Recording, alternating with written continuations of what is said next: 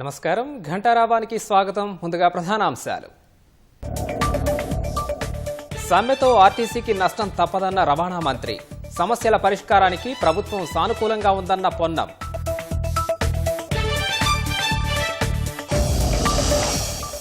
ఉమ్మడి ఖమ్మం జిల్లాలో అకాల వర్షాలతో అన్నదాతల కుదేలు. తడిసిన ధాన్యాన్ని ప్రభుత్వమే కొనుగోలు చేయాలని వేడుకోలు.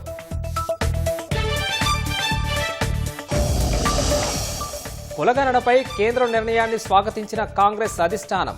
పరిమిత కాలంలో పూర్తి చేయాలని ప్రతిపక్షాల డిమాండ్.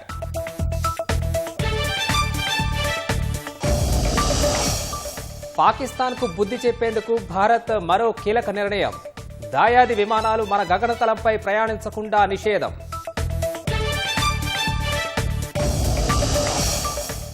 ఏడో రోజు కాల్పుల విరమణ ఒప్పందాన్ని ఉల్లంఘించిన పాక్. దాయాది చర్యలను సమర్థవంతంగా తిప్పికొట్టిన భారత్.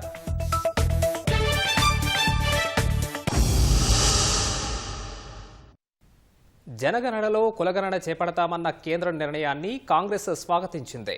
వీలైనంత త్వరగా కులగణన ప్రారంభించాలని కాంగ్రెస్ అధ్యక్షుడు మల్లికార్జున ఖర్గే, లోక్సభ ప్రతిపక్ష నేత రాహుల్ గాంధీ డిమాండ్ చేశారు. ఇందుకోసం కేంద్రం నిధులు కేటాయించాలని కోరారు. కులగణన అమలుకు కేంద్రం ఒక కాలపరిమితి ఇవ్వాలని రాహుల్ గాంధీ డిమాండ్ చేశారు. కులగణన చేపట్టాలని కేంద్రం తీసుకున్న నిర్ణయం వెనుక తమ పార్టీ నిరంతర ప్రచారమే కారణమని రాహుల్ పేర్కొన్నారు. మహిళా రిజర్వేషన్ బిల్లు పరిస్థితి దీనికి రావద్దని ఆశాభావం వ్యక్తం చేశారు. 11 సంవత్సరాలుగా కులగణనను బీజేపీ వ్యతిరేకిస్తోందని రాహుల్ చెప్పారు. రిజర్వేషన్లపై 50% పరిమితి అవరోధాన్ని కాంగ్రెస్ బద్దలు కొడుతుందని, ప్రైవేటు విద్యా సంస్థల్లో రిజర్వేషన్లు అమలు చేయాలని కేంద్రాన్ని కోరారు. ఎస్సీ ఎస్టీ సబ్ప్లాన్ కోసం కేంద్రం చట్టాన్ని అమలు చేసేలా కాంగ్రెస్ చేస్తుందని చెప్పారు. కులగణనకు తెలంగాణ ఒక నమూనా రాష్ట్రంగా నిలిచిందని, ఇది బ్యూరోక్రాట్ల జనగణన కాకుండా ప్రజల జనగణన కావాలని ఆయన ఉద్ఘాటించారు.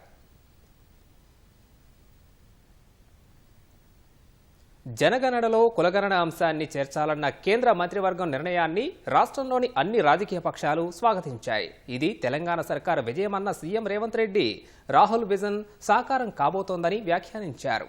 కులగణనను కాంగ్రెస్ రాజకీయ నినాదంగా వాడుకుందని, ఇప్పుడు మోదీ సర్కార్ సామాజిక న్యాయం దిశగా ముందడుగు వేసిందని బీజేపీ స్పష్టం చేసింది. బీఆర్ఎస్, సిపిఐ, మజ్లిస్లు సైతం కేంద్ర నిర్ణయానికి మద్దతు పలికాయి. కేంద్ర ప్రభుత్వం జనగణనతో పాటు కులగణన నిర్వహించాలని నిర్ణయం తీసుకోవడం తెలంగాణ ప్రభుత్వ విజయమని సీఎం రేవంత్ రెడ్డి అన్నారు. కేంద్రం నిర్ణయాన్ని అభినందించిన ఆయన ప్రధాని, కేంద్ర కేబినెట్కు ధన్యవాదాలు తెలిపారు. కేంద్ర నిర్ణయంతో రాహుల్ గాంధీ విజన్ సాకారం కాబోతోందన్నారు. రాహుల్ గాంధీ విపక్షంలో ఉండి కూడా కేంద్ర ప్రభుత్వ విధానాన్ని ప్రభావితం చేశారని రేవంత్ రెడ్డి అభిప్రాయపడ్డారు.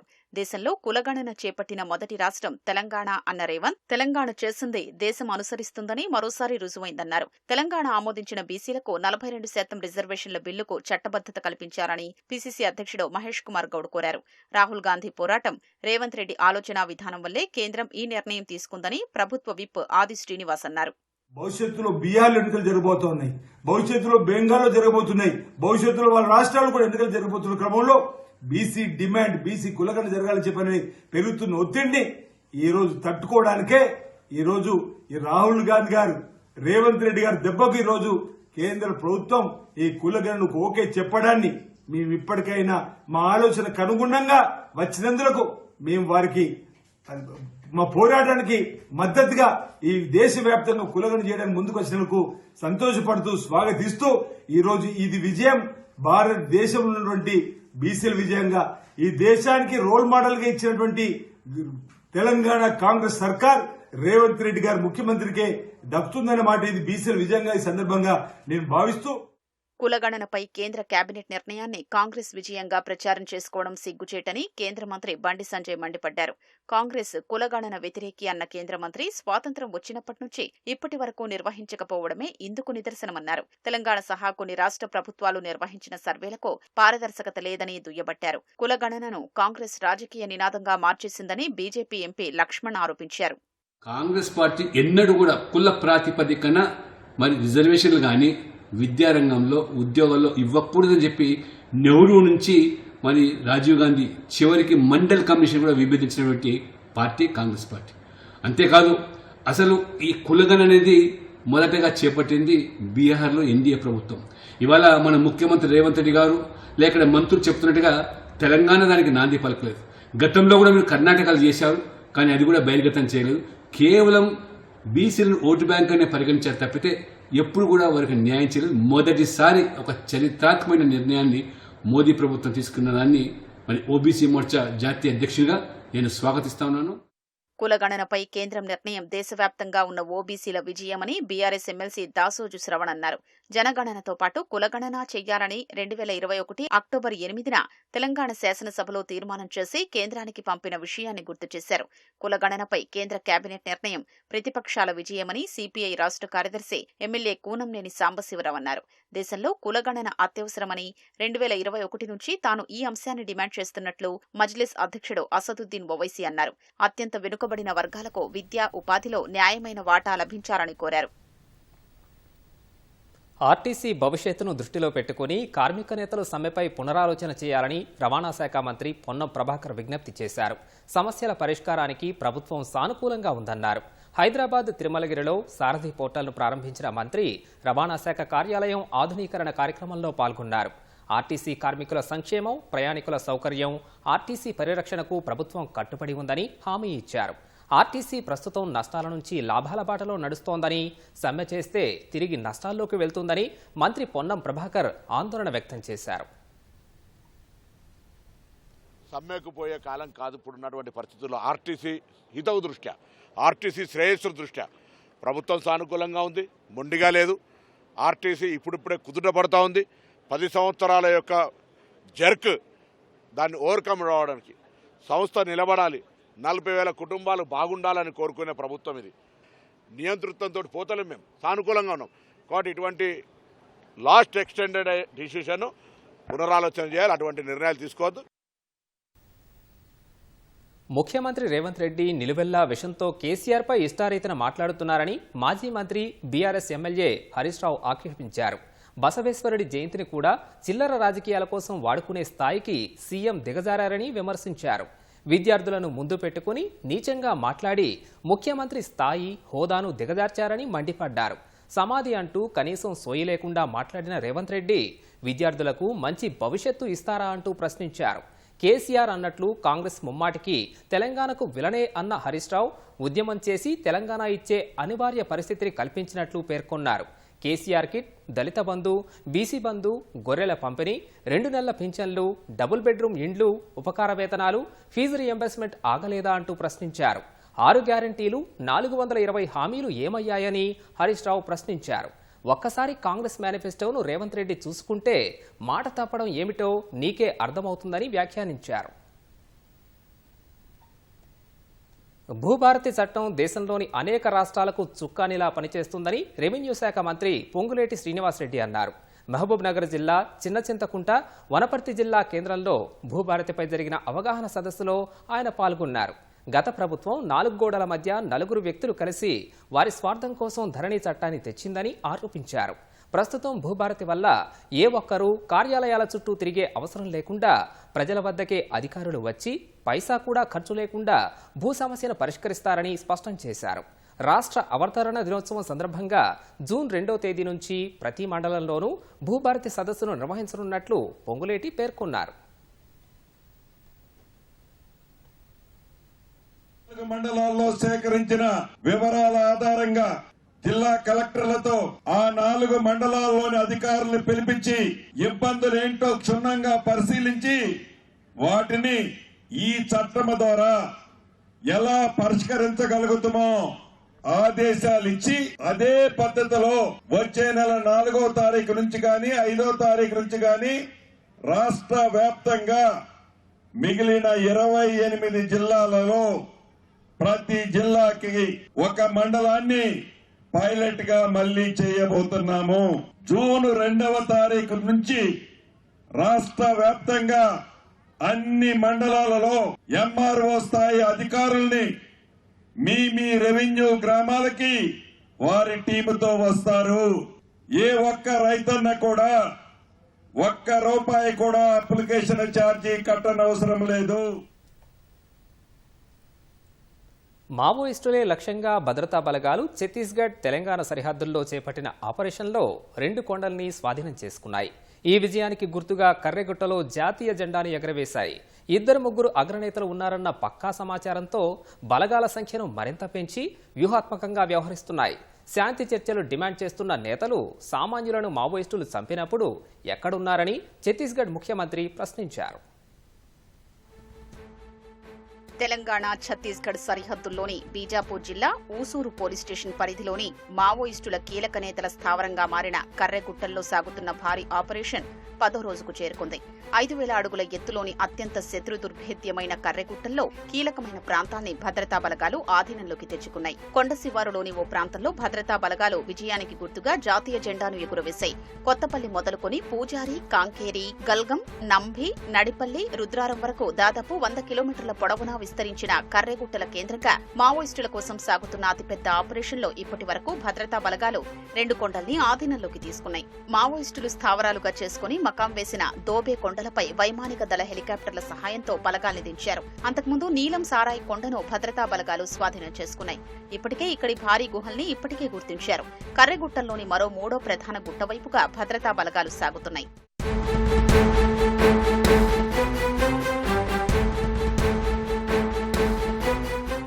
రాష్ట్రంలోని ములుగు, భద్రాద్రి కొత్తగూడెం, ఛత్తీస్గఢ్లోని బీజాపూర్ జిల్లాలకు మధ్యలో ఉన్న అడవుల్ని భద్రతా బలగాలు జల్లెడపడుతున్నాయి. మావోయిస్టు పార్టీ PLGA 1 బెటాలియన్ కీలక నేత హిడ్మా, తెలంగాణ రాష్ట్ర కమిటీ ఇన్ఛార్జ్ బడే చొక్కారావు అలియాస్ దామోదర్ బృందం ఇక్కడ పాగా వేశారనే సమాచారంతో దాదాపుగా 24,000 మంది కూంబింగ్ చేపడుతున్నా మావోయిస్టుల జాడ కనిపించడం లేదు. అయితే బలగాల అన్వేషణను ముందస్తుగానే పసిగట్టి మావోయిస్టుల బృందాలు రహస్య ప్రాంతానికి చేరుకున్నాయా, కేంద్రం దృష్టిని మరల్చి మరో ప్రాంతానికి వెళ్లారా అనే అనుమానాలు వ్యక్తమవుతున్నాయి.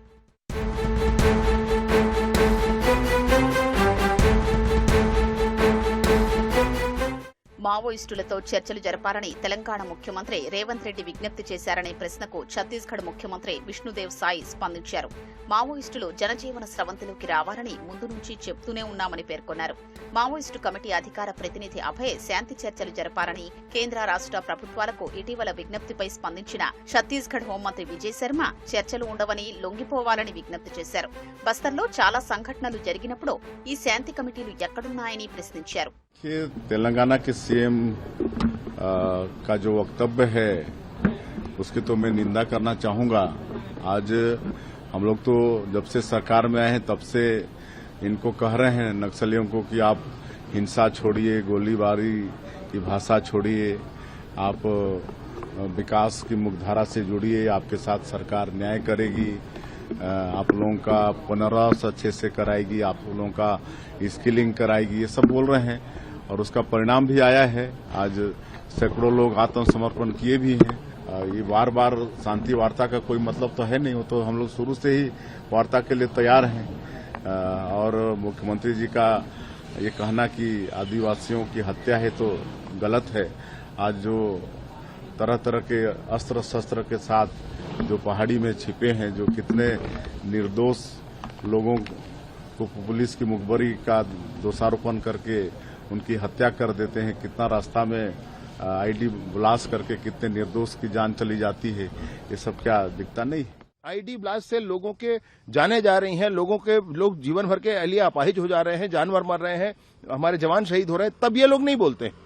अभी ये क्यों बोल रहे हैं और ये कौन है, इनसे कैसे बात की जाए, इनसे क्यों बात की जाए, ये होते कौन है भाई? स्वयं आकर के खड़े हो जाए, इससे कोई मतलब नहीं है। ये तो भ्रमित करने वाले लोग हैं, ये लोगों को, पूरे देश को भ्रमित करने की कोशिश कर रहे हैं और इनके इस तरह के प्रयासों से कुछ नहीं होने वाला है। बस्तर के नक्सल पीड़ित राष्ट्रपति महोदया से मिलकर आए और बड़ी स्पष्टता है इस बात पर कि बस्तर की जनता अब नहीं चाहती है और निसंदेह इन सारे ही इनके अभियानों पर पानी फिरने वाला है। ఈ ఆపరేషన్లో ప్రధానంగా ఈ నెల 24న జరిగిన ఎదురుకాల్పుల్లో 3 మహిళా మావోయిస్టులు మృతి చెందారు. మావోయిస్టులు అమర్చిన మందుపాత్ర పేలి ఓ జవాన్ గాయపడ్డాడు. అటవీ ప్రాంతంలో మావోయిస్టులు అమర్చిన 150 వరకు ఐఈడీలను ఇప్పటి వరకు భద్రతా బలగాలు నిర్వీర్యం చేశారు.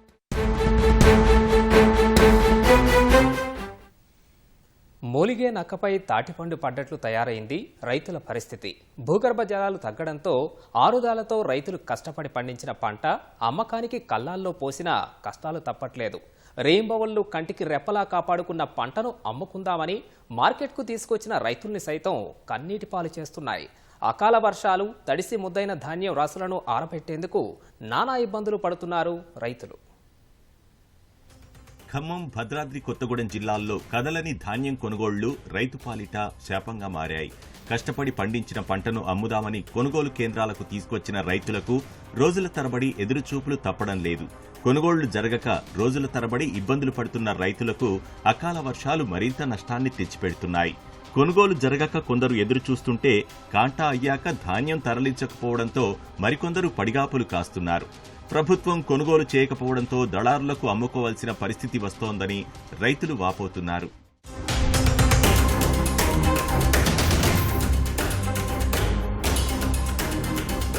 ఇప్పటికి 20 రోజులు అవుతుంది ఒడ్లు పోసి. ఖచ్చితంగా ఖరీదు చేయట్లేదంటే ఎంతకో కొంతకి ఎవరికో ఒకరికి అమ్ముకునే వాళ్ళమే. కానీ ఎంతో కష్టాలకు ఓర్చి మందులు కొట్టి అప్పులు తెచ్చుకొని చేసి అంత చేసిన తర్వాత ఇక్కడికి వచ్చిన తర్వాత గవర్నమెంట్ ఖరీదు చేయకపోయేసరికి ఇబ్బంది పడాల్సి వస్తుంది. అయినా కాటా వేసే దిక్కు లేదు. ఇప్పటికైనా రైతులను కాపాడాలని మేము కోరుతున్నాం. ఇక్కడ దాదాపుగా 100-200 మంది ఉన్నారు. 20 రోజుల పైన అయిందండి ఒడ్లు పోసి. పట్టాల మీద ఎండ తీయటం ముసుకేయటం మా వల్లయే కాకుండా కొంటేనే కొన్నారు, లేకుంటే దళారీలకైనా అమ్ముకోవడానికి మాకు అవకాశం ఇవ్వండి. మార్కెట్ ద్వారాగా ఒక 2 లారీలు 3 లారీలు సరుకే కొనుగోలు చేశారు. వర్షానికి పోగేయటం, మారదీయటం ఇవే సరిపోతుంది. మేము దగ్గర ఒక ఎకరానికి వచ్చి 30,000-35,000 పెట్టుబడి పెట్టుకొని ఇక్కడ ఏం చేయాలో అర్థం కాని పరిస్థితిలో కొంటున్నారా అసలు కొంటలేదా అని గవర్నమెంట్ ఏదో ఒకటి తేల్చి చెప్తే దళారీలకైనా అమ్ముకునడానికి సిద్ధపడుతున్నాం. నేను దాదాపుగా ఒక 4-5 లక్షలు పెట్టుబడి పెట్టాను. అకాల వర్షంతో ఒడ్లను దడిచిని కౌలు ఈలేక ఈ పెట్టుబడులు పెట్టలేక ఆత్మహత్య చేసుకునే పరిస్థితికి వచ్చింది నా పరిస్థితి. ఉదయం నుంచి సాయంత్రం వరకు ధాన్యాన్ని ఆరబట్టేందుకు చెమటోడుస్తున్న రైతులకు సాయంత్రం వర్షాలు కంటి మీద కునుకు లేకుండా చేస్తున్నాయి. కొనుగోలు కేంద్రాల్లో పోసిన ధాన్యం అకాల వర్షాలకు తడవడంతో ఆరబెట్టడం, మళ్లీ కుప్పనూర్చడమే సరిపోతుందని రైతులు ఆవేదన వ్యక్తం చేస్తున్నారు. ధాన్యంపై కప్పడానికి టార్పాలిన్లు లేక ప్రైవేట్ వ్యాపారుల వద్ద తీసుకొస్తే వాటి అద్దెలు పెరిగిపోతున్నాయని ఆవేదన వ్యక్తం చేస్తున్నారు. 20 రోజులు చేసి మేము 3 ఎకరాలు చేసిన ఇవాళ కౌలు ఇచ్చే పరిస్థితి కూడా లేదు. మాకు ఏం చేయాలో అర్థం కావట్లేదు. తడిసి ముద్దైన ఇందాక వానకి పట్టా వేసే ఒప్పుకోలేదు. అసలు అట్లా వచ్చింది ఇంక వాన. వేసిన పట్టాలు కూడా గాలికి పోతున్నాయి. అప్పులు పెట్టినాం తెచ్చి, ఇప్పుడు అప్పులు తీరే పరిస్థితి లేదు. మరి మన దాగి సావాలని చచ్చిపోతాం. మేము 15 ఎకరాలు వ్యవసాయం చేసిన కౌలు పొలం అప్పులు గొంతుకొచ్చి పెట్టాము. వర్షంతో మొత్తం తడిసిపోయినాయి. 200 టికెట్ కాటా వేశారు. ఆ లారీలు రావట్లేదని చెప్పని లోడ్ ఎత్తకున్నట్టునే ఉంచారు. 1 రోజులు అయింది కాటాలు వేసి. బత్తాలు మొత్తం తడిసిపోయినాయి. ఈ లారీలు రావట్లేదు, కాటాలు కావట్లేదు, బస్తాలు రావట్లేదు. అది సమస్య. మొత్తం తడిసిపోయి లాస్ అయినాం. ప్రభుత్వం ఎమ్మటే కొనుగోలు చేయాలని కోరుతున్నాం. 20 రోజులు కాటా వేసి అవి తడిసిపోయి కాటా డబ్బులు కూడా ఇచ్చా. వాళ్ళు అంతవరకు లోడ్ ఎత్తకుండా అంత తడిసి ఇదిగా అయిపోయినాయి. ఏం చేస్తారో చేయండి. మాకు పోసి 20 రోజులు అవుతుందండి. చాలా ఘోరంగా ఉన్నాయి ఒడ్లు. తడిసినాయి, మొక్కలు వచ్చేటట్టున్నాయి. ఇక్కడ పోసినాం మళ్ళీ చాలా దూరం రావటం, నడిచి రావటం, రోజు ఆటోలకు అవుతున్నాయి ఛార్జీలు. వర్షాలతో తడిసిన ధాన్యాన్ని ప్రభుత్వం వెంటనే కొనుగోలు ప్రారంభించి తమను ఆదుకోవాలని అన్నదాతలు వేడుకుంటున్నారు. పెద్దపల్లి జిల్లా మంథని నియోజకవర్గంలో బుధవారం రాత్రి భారీ గాలులు బీభత్సం సృష్టించాయి. జయశంకర్ భూపాలపల్లి జిల్లాలోని పలు మండలాల్లో భారీ ఈదురుగాలులు వేసటంతో పంటలకు తీవ్ర నష్టం వాటిల్లింది. కొన్ని చోట్ల చెట్లు విరిగిపోగా మరికొన్ని చోట్ల ఇంటి పైకప్పులు, రేకులు ఎగిరిపోయాయి. పలుచోట్ల విద్యుత్ స్తంభాలు విరిగిపోయాయి. దీంతో విద్యుత్ సరఫరాకు అంతరాయం ఏర్పడింది. బలమైన ఈదురుగాలులకు మంథనిలోని 3 అంతస్తుల భవనంపైనున్న రేకుల షెడ్డు కూలిపోయింది. ఎక్లాస్పూర్, ఖానాపూర్ గ్రామాల్లో ఇంటి పైకప్పులు కూలిపోయాయి. జిల్లాలోని ముత్తారం మండలంలో ఈదురుగాలులు బీభత్సం సృష్టించాయి. జయశంకర్ భూపాలపల్లి జిల్లా మలహర్రావు మండలంలో భారీ ఈదురుగాలులు వేసడంతో మామిడి తోటలకు తీవ్ర నష్టం వాటిల్లింది. నష్టపోయిన రైతులను ప్రభుత్వమే ఆదుకోవాలని కోరుతున్నారు. నేను 3 ఎకరాల తోట పెట్టుకున్నా, మామిడి తోట పెట్టుకున్నా. ఇప్పుడు 5-6 సార్లు మందులు కొట్టిన. 20 బత్తాలంతా మందులు పోసిన. కాయ మొత్తం కాయ సైజుకి వచ్చినాక ఈ గాడుపు, దువారం, ఈ ఉరుములు, తరుములు, ఇక రాళ్ల వర్షంతో నా తోట అంతా కూలింది. మరి ప్రభుత్వం నాకు ఏదన్నా సహాయకారం చేయాలి. నేను కుమిలి చచ్చిపోతాను. మొత్తం చేతికి వచ్చిన పంట మొత్తం నష్టం అయింది. మరి ప్రభుత్వం ఏదన్నా ఆదుకోవాలి. వయోవృద్ధుల సమస్యల పరిష్కార మార్గాలపై ఈటీవీ తెలంగాణ, ఈనాడు ఆధ్వర్యంలో నిర్వహించిన చర్చా వేదికలకు మంచి ఆదరణ లభిస్తోంది. వరంగల్ జిల్లా నరసంపేటలోని వయోవృద్ధుల సంక్షేమ సంఘం కార్యాలయంలో ఈటీవీ ఈనాడు ఆధ్వర్యంలో వయోవృద్ధుల సమస్యలు పరిష్కార మార్గాలు అనే అంశంపై చర్చా వేదిక నిర్వహించారు. పలువురు వయోవృద్ధులు వారి ఇబ్బందులు, అభిప్రాయాలపై చర్చించారు. బిడ్డలు, తల్లిదండ్రులు సంపాదించిన ఆస్తులు మాత్రమే ఆశిస్తున్నారని, తమ బాగోగులు ఏమాత్రం పట్టించుకోవట్లేదని ఆవేదన వ్యక్తం చేశారు. వయోవృద్ధుల కోసం రూపొందించిన చట్టాలను పక్కాగా అమలు జరిగేలా చర్యలు చేపట్టాలని కోరారు. అదేవిధంగా ఆర్టీసీ బస్సుల్లో, రైల్వేల్లో రాయితీపై ప్రయాణం చేసే అవకాశం కల్పించాలని, బ్యాంకుల్లో ప్రత్యేక కౌంటర్లు, ప్రభుత్వ ఆసుపత్రుల్లో ప్రత్యేక ఓపీ నిర్వహించాలని కోరారు. వృద్ధుల సమస్యల పరిష్కారం కోసం కుమారులు, కుమార్తెలను పిలిపించి కౌన్సిలింగ్ ఇచ్చి కన్నవారిని పోషించేలా చర్యలు తీసుకుంటున్నామని సంఘం సభ్యులు తెలిపారు. ఒక కుటుంబం 4 వ్యక్తులు ఉన్నారు. ఆ కుటుంబం సరిపోతలేదు. వారికి ఇల్లు కావటకు గవర్నమెంట్ నుంచి సాయం చేయాలని. అదేవిధంగా మాకు పర్మనెంట్ అనేది ఇక్కడ ఒక ఇల్లు లేదు. ఆ పర్మనెంట్ కొరకు మాకు ఇక్కడ ప్లేస్ ఉండే, ఆ ప్లేస్ కొరకు పర్మిషన్ ఇస్తే అది వెంబడే కట్టుకొని దాన్ని చేద్దామని ఆలోచన.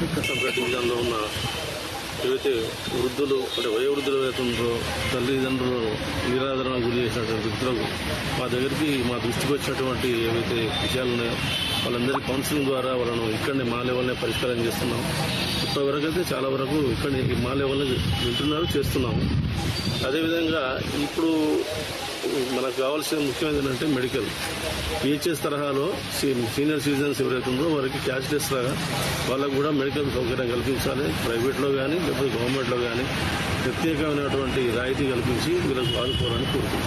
సీనియర్ సిటిజన్ తరపు నుండి మాకు వీలైనటువంటి పరిష్కారాల కొరకు వాళ్ళ తల్లిదండ్రులు మాకు పిల్లలు మాకు అన్నం పెట్టేదని చెప్పడం వల్ల మేము కొన్ని పరిష్కారాలు ఇక్కడనే చేస్తున్నాం. చేసినవి కూడా ఉన్నాయి. నర్సంపేటలో ఒక 5-9 చేసినాము. ఇప్పుడు వస్తే కూడా అట్లా చేయడానికి మేము ముందుంటాం. ఒకవేళ గవర్నమెంట్ ఏం చేసినా ముందు తీసుకుపోయినప్పుడు వీళ్ళందరినీ సీనియర్ సిటిజన్ భాగస్వాములు చేస్తే అది విజయవంతం జరుగుతుందని నా అభిప్రాయం. సిటిజన్ అసోసియేషన్ ఈ ఆధ్వర్యంలో, ఈనాడు ఆధ్వర్యంలో ఒకటి కార్యక్రమం చేయడం చాలా సంతోషంగా ఉంది. మా వయోవృద్ధులకు ఎన్నో సమస్యలు ఉన్నా కూడా మేము కొన్ని విషయాలు మేము ఇక్కడే పరిష్కారం చేస్తున్నాము. అధ్యక్షుల వారు అంతా కలిసి మేము. ఇంకోటి ఏంటంటే ముఖ్యంగా మనకు సీనియర్ సిటిజన్కి కొన్ని చాలా ప్రాబ్లమ్స్ ఉన్నాయి, కానీ క్రియేట్ చేయడం అనేది చాలా కష్టం అవుతుంది. కనుక గవర్నమెంట్ కూడా కొంచెం మాకు సపోర్ట్ చేస్తే మాకు ఇంకొంత బాగుంటుంది. కొంతమందికి చాలా ఇబ్బందులు జరుగుతున్నాయి. పెహల్గాం ఉగ్రదాడి తర్వాత పాకిస్తాన్కు బుద్ధి చెప్పేందుకు సింధు నది జలాల ఒప్పందం అమలు నిలిపివేసిన భారత్ మరో కీలక నిర్ణయం తీసుకుంది. పాకిస్తాన్ విమానాలు భారత గగనతలంపై ప్రయాణించకుండా నిషేధం విధించింది. ఈ దెబ్బతో ఇప్పటికే ఆర్థిక ఇబ్బందుల్లో కూరుకుపోయిన పాక్ ఎయిర్లైన్లు మరింత సంక్షోభంలోకి జారిపోనున్నాయి.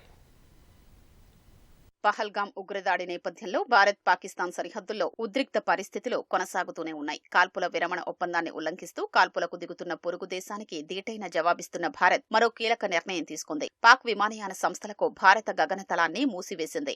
ఇందుకు సంబంధించి నోటం జారీ చేసింది. ఈ నిర్ణయం ఏప్రిల్ 30 నుంచి మే 23 వరకు అమల్లో ఉంటుందని తెలిపింది. ఇప్పటికే భారత విమానాలకు పాకిస్తాన్ తమ గగనతలాన్ని మూసివేసింది. ప్రతిగా భారత్ కూడా అలాంటి నిర్ణయమే తీసుకుంది. దీంతో పాక్ కు సంబంధించిన వాణిజ్య, లీజుకు తీసుకున్న సైనిక విమానాలు భారత గగనతలాన్ని ఉపయోగించుకునే అవకాశం లేదు. ఈ నిర్ణయంతో పాక్ విమానాలకు తీవ్ర ఇబ్బందులు తప్పవని నిపుణులు చెబుతున్నారు. పాకిస్తాన్ విమానాలు కౌలాలంపూర్ సహా మలేషియాలోని ఇతర నగరాలు, సింగపూర్, థాయిలాండ్ వంటి ప్రాంతాలకు వెళ్లాలంటే ఇప్పుడు చైనా, శ్రీలంక గుండా దూర ప్రయాణం చేయాల్సి ఉంటుంది. దీనివల్ల ప్రయాణ సమయం పెరగడంతో పాటు నిర్వహణకు అదనపు భారం పడుతుంది.